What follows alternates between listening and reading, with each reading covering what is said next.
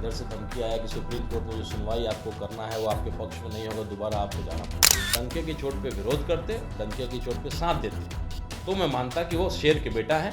नहीं तो अभी हम लोग को तकलीफ है कि शेर का बेटा शेर नहीं निकला। क्योंकि आनंद मोहन जी अपने बेटे को टिकट दिलवा करके और एक कार्यकर्ता को टिकट दिलवाना चाहते थे। उन्होंने कहा था कि एक मेरे बेटे को टिकट दो और एक मेरे किसी फ्रेंड्स ऑफ आनंद के इसको टिकट दो। वो अपने फ्रेंड्स ऑफ आनंद के किसी कार्यकर्ता के लिए टिकट मांगते हैं। अच्छा, सुनील सिंह की वफादारी का कोई उसका वो मुकाबला नहीं कर सकता। जब दुख का समय था, जब एक व्यक्ति नहीं था उस परिवार के साथ, वो व्यक्ति खड़ा था, अपनी वफादारी का परिचय दिया, जीवन वहीं दे दिया, कितने बड़े बड़े ऑफरों को ठुकरा दिया। नमस्कार, स्वागत है आप सभी का द बिहार टॉप में। मेरा नाम उदित तारियन है। 3 दिनों से थोड़ी तबीयत मेरी नासाज थी, इसलिए नहीं आ पा रहे थे, लेकिन अब काम पर वापसी हो गई है और बिहार की राजनीति पर फिर से जो हमारा लगातार कवरेज रहता है वो भी रहेगा। बिहार की राजनीति में चल क्या रहा है, पहले तो आनंद मोहन चल रहे हैं, चेतन आनंद चल रहे हैं, विवाद चल रहा है, सुनील सिंह चल रहे हैं, राजद से एमएलसी है, राज्यसभा सीटों पर बात चल रही है। हमारे साथ राणा रंजीत सिंह है, कई बार हमने इनसे बातचीत किया है।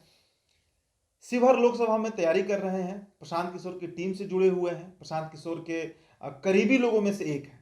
सबसे पहले तो आपसे यही सवाल रहेगा, आप राजपूत जाति से आते हैं, जाति का जिक्र हमें इसलिए करना पड़ रहा है क्योंकि जाति का जिक्र ही हो रहा है। आनंद मोहन प्रकरण, चेतन आनंद को रात में 11 बजे पुलिस के द्वारा पूछताछ करना, फिर रात में उनको ले जाना और फिर दल बदल लेना, और अब उन पर कई तरह के आरोप लग रहे हैं। क्या कहना है राणा जी? देखिए, समाज को केवल एक बात से तकलीफ है, आप किसी के साथ रहिए, वो आपका अधिकार है जी, लेकिन आप जो करिए डंके की चोट पे करिए। अगर विरोध करना है डंके की चोट पे विरोध करिए, साथ देना है डंके के चोट पे साथ दीजिए। और इसी चीज़ के लिए आनंद मोहन जी जैसे लोग जो शेर माने जाते हैं समाज के, वो हम लोग मानते थे, जानते थे, लेकिन तरह तरह की बातें निकल के आ रही हैं। कुछ लोग कह रहा है कि भाई इधर से धमकी आया कि सुप्रीम कोर्ट में जो सुनवाई आपको करना है वो आपके पक्ष में नहीं होगा, दोबारा आपको जाना पड़ेगा। लेकिन मैं ये मानता हूँ कि आनंद मोहन जी जो 14 साल जिन्होंने सजा काटा है, उनको कोई दिक्कत नहीं है, कोई डर नहीं है। ऐसे डर से वो विचलित हो जाएंगे, मैं ये नहीं मानता हूँ, मैं ये स्वीकारता नहीं। आप स्वीकारे ना स्वीकारे राणा जी, लेकिन स्थितियां तो वही हैं। खबरें यही आई कि सुप्रीम कोर्ट के डर को दिखाकर जो राज्य सरकार है उन्होंने आनंद मोहन को डराया और वो डर भी गए। तभी हुआ कि चेतन आनंद जो है वो इस तरफ पलटी मारकर अचानक चले आए, मतलब 6-8 घंटे के अंदर में ये पलटी हुआ है।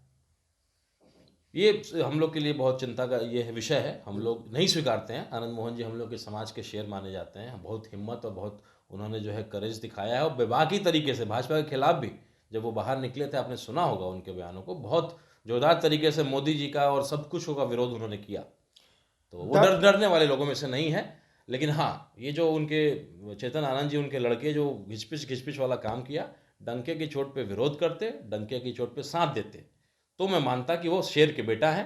नहीं तो अभी हम लोग को तकलीफ है कि शेर का बेटा शेर नहीं निकला। शेर नहीं निकला, चलिए मानते हैं डर नहीं। आप बोल रहे हैं कि डर का मसला नहीं, तो लोकसभा सीट का हो सकता है मसला हो। नीतीश जी से तो मिलते भी रहे हैं आनंद मोहन बार बार। देखिए, उनको बदनाम करने की साजिश होती है कि वो पत्नी के लिए, बेटा के लिए टिकट मांगते हैं, ऐसा बिल्कुल नहीं। उनका एक समर्थनों का ग्रुप है, उनका परिवार बहुत बड़ा है, हर जिला में फ्रेंड्स ऑफ आनंद मोहन का परिवार है।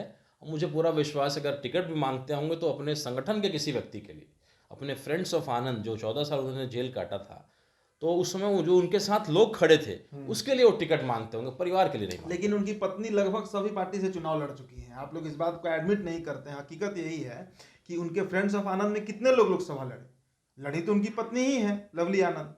तो हो सकता है कि और जीती भी नहीं है, तो हो सकता है कि टिकट का भी कंफर्मेशन और जीत का भी कंफर्मेशन चाहिए आनंद मोहन को। देखिए, आनंद मोहन जी अपने बेटे को टिकट दिलवा करके और एक कार्यकर्ता को टिकट दिलवाना चाहते थे।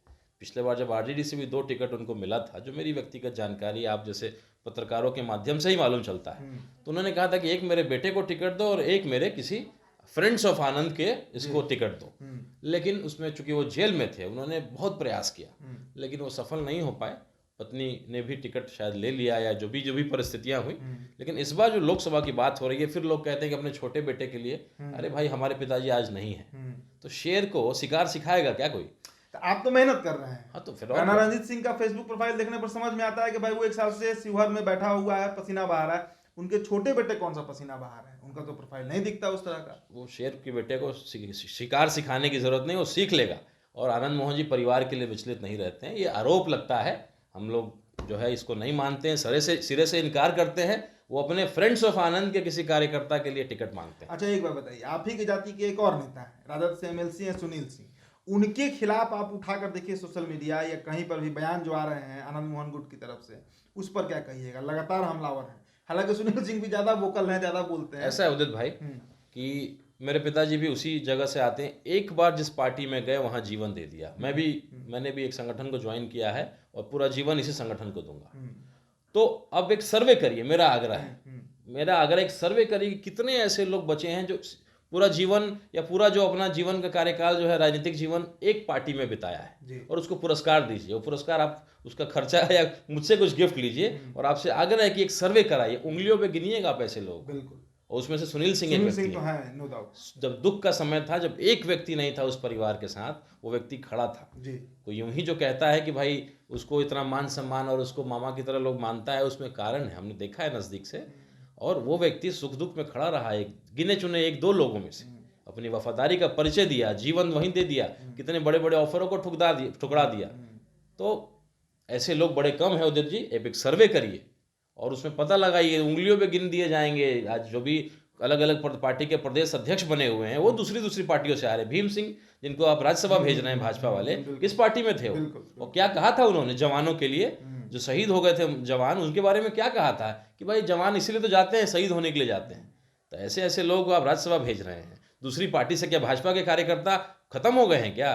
भाजपा जानी जाती थी अपने जमीनी कार्यकर्ताओं के लिए, लेकिन अब वो संस्कार कमजोर होते जा रहा है, संगठन कमजोर हो जाएगा।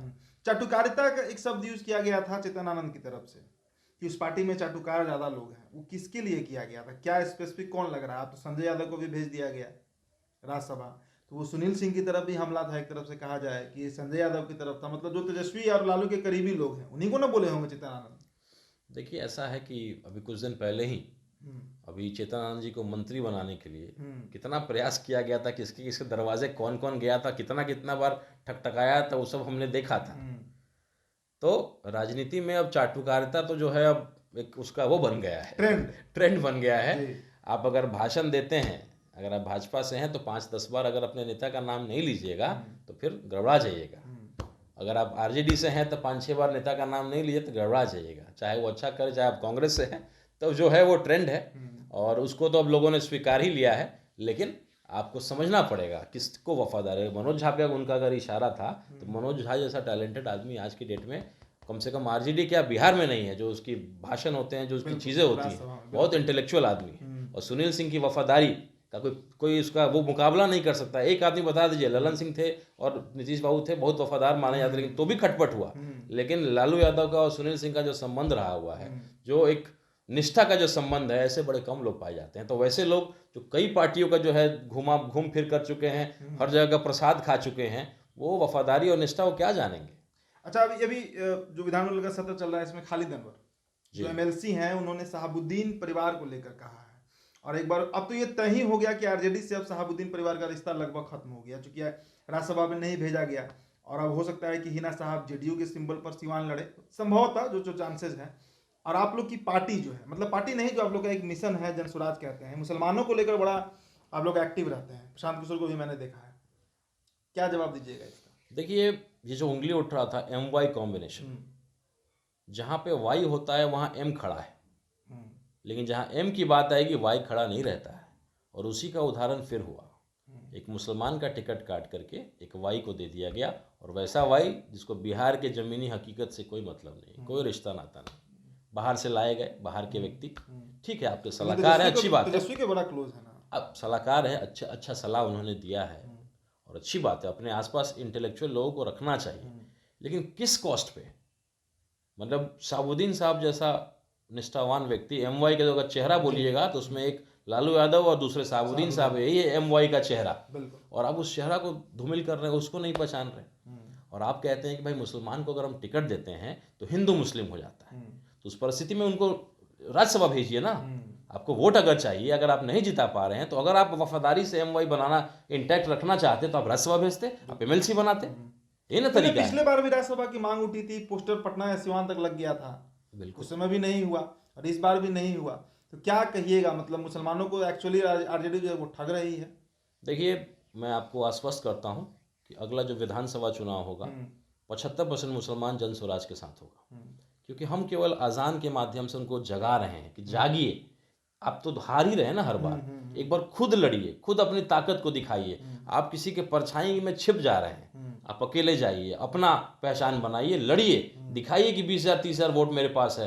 तब लोग आपके ताकत को समझेगा। और देखिएगा, हम लोग को पूरा यकीन है, लोकसभा में समय का थोड़ा अभाव है, लेकिन विधानसभा में 75% मुसलमान जो है, अक़लियत समाज हमारे जन स्वराज के साथ रहेगा। और मेरी एक व्यक्तिगत राय है, अगर, चूंकि आपने फॉरवर्ड समाज और राजपूत समाज की बात आपने कही थी, तो मैं आप कहना चाहूँगा कि अगर तुरंत नहीं, आने वाले भविष्य में अगर कोई फॉरवर्ड सपना देखता है कि हमारा फॉरवर्ड समाज का भी कोई मुख्यमंत्री बन सकता है, तो मुसलमानों को जोड़ना पड़ेगा। उसी प्रयास में हम लोग लगे हैं। मैं सुबह जब पूजा करता हूँ तो मैं भी जय श्री राम कम से कम 50 बार 100 बार बोलता हूँ, लेकिन राजनीतिक मंच पे उसकी ज़रूरत नहीं है। हम सब लोग हिंदू हैं, तो राजपूतों को, मैंने खास करके फॉरवर्ड समाज को, अगर मुख्यमंत्री का सपना देखता है कोई भूमिहार, कोई राजपूत, कोई ब्राह्मण, तो मुसलमानों को जोड़ना पड़ेगा और MF कॉम्बिनेशन बनाना पड़ेगा। अच्छा, आपके नेता बड़ा भविष्यवाणी करते हैं, और कोइंसिडेंस कहिए या उनका लक कहिए या उनका समझ कहिए, वो सही भी हो रहा है। अब वो कह रहे हैं कि जदयू आज के डेट में अपने बूते 5 सीट नहीं जीत सकती है लोकसभा का। कहा है उन्होंने? बिल्कुल सही कहा है, और तभी उसी की वजह से जितना आपने खेला देखा, देखिए फायदा हुआ है पत्रकारों को, व्यू खूब मिला है, और नुकसान अगर हुआ है इस प्रकरण से तो भाजपा को। तेजस्वी यादव का ग्राफ लगातार गिर रहा था नीतीश जी के साथ जुड़ने से, लेकिन अभी जब वो अलग हुए हैं और जो भाषण उन्होंने दिया है, बहुत इमोशनली लोग अब उनसे अटैच हो रहे हैं, फिर से उनका ग्राफ बढ़ रहा है। नीतीश जी का तो खैर कहना ही नहीं है। भाजपा जो है आकर के सम्राट चौधरी बहुत ज़बरदस्त तरीके से लड़ाई लड़ रहे थे, मुंह तोड़ जवाब दे रहे थे, लेकिन कहीं ना कहीं वो भी बैकफुट पे आ गए। तो मतलब बीजेपी को इसका नुकसान उठाना पड़ेगा? नुकसान केवल बीजेपी को, फायदा खाली पत्रकार भाई लोग को, और आरजेडी को फायदा? व्यूज खूब मिला। आरजेडी को नहीं फायदा होगा? आरजेडी तो सरकार बनाने के प्रयास में, लोकसभा की हम बात कर रहे हैं। लोकसभा में निश्चित रूप से, चूंकि ग्राफ बढ़ा है तेजस्वी जी का, एक इमोशनल सपोर्ट आ गया, एक इमोशनल एंगल जो है उनकी तरफ आ गया। लेकिन साथ ही साथ अगर इस तरह का प्रकरण होगा कि भाई साबुद्दीन साहब के परिवार को साइड करके, और आप संजय यादव जी जैसे लोगों को जो बाहर हरियाणा वगैरह से आते हैं, उनको आप तवज्जो दे रहे हैं, तो ये बड़ा, एक तरफ आपको समझदारी दिखा दे, एक तरफ बहुत बड़ा नुकसान कर रहे हैं। जमीन घिसक जाएगा, पता ही नहीं लगेगा। चलिए, तो जमीन खिसक जाएगा, और हकीकत भी यही है, जहां तक हमने भी समझा है अभी तक इस प्रकरण के बाद तेजस्वी यादव का ग्राफ तो बढ़ा है, और मुस्लिम समाज एक कहीं ना कहीं एक बड़ा विकल्प तलाश रहा है। जिस वैक्यूम जो क्रिएट हो रहा है पॉलिटिक्स में, शायद उसको भरने का प्रयास प्रशांत किशोर कर रहे हैं, राणा रंजीत सिंह कर रहे हैं, और इनके पूरे जनसुराज से जुड़े जितने भी लोग हैं वो कर रहे हैं। फिलहाल इस चर्चा में इतना है। मेरा नाम उदित तारन है, मेरे साथ शिवहर के प्रत्याशी हैं जनसुराज से राणा रंजीत सिंह मौजूद थे। बहुत बहुत शुक्रिया।